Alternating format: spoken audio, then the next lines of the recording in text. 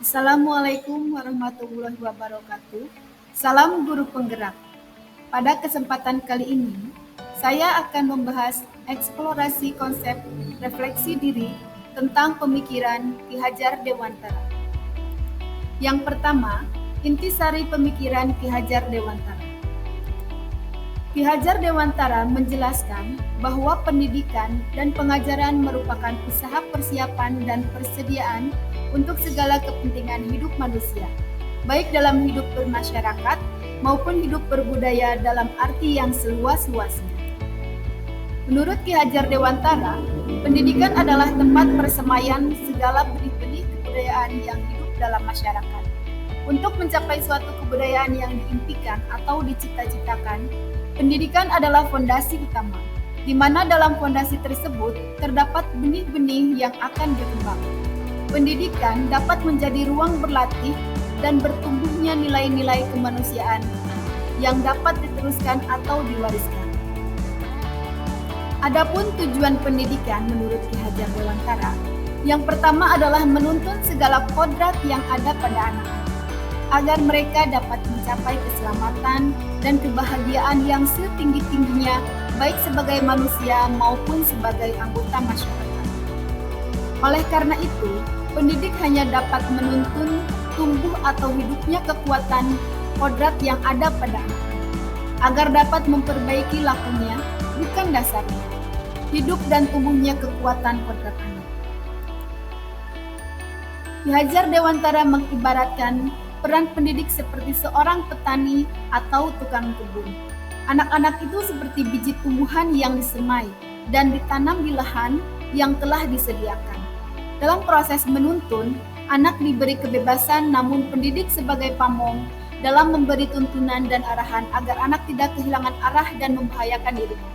Seorang pamong dapat memberikan tuntunan agar anak dapat menemukan jalan kemerdekaannya dalam belajar.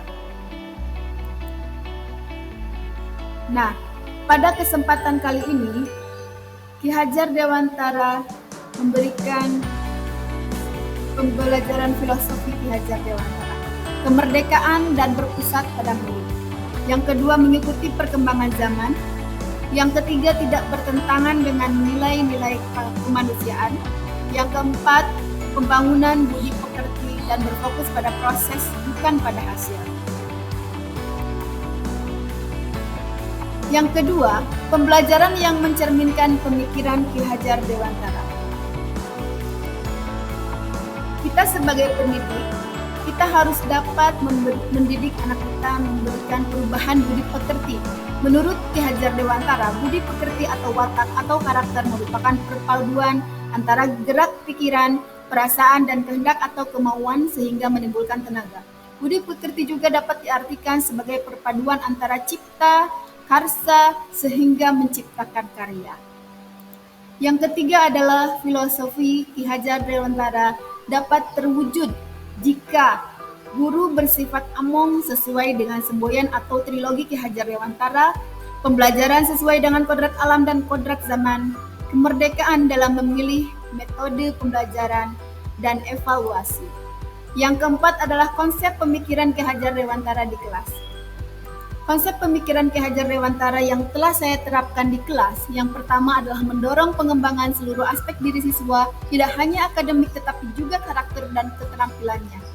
Mengikuti perkembangan zaman dengan berbagai pemanfaatan iptek dalam proses pembelajaran, menempatkan siswa sebagai subjek utama dalam proses belajar mengajar dengan menghormati keunikan dan keberagaman setiap individu.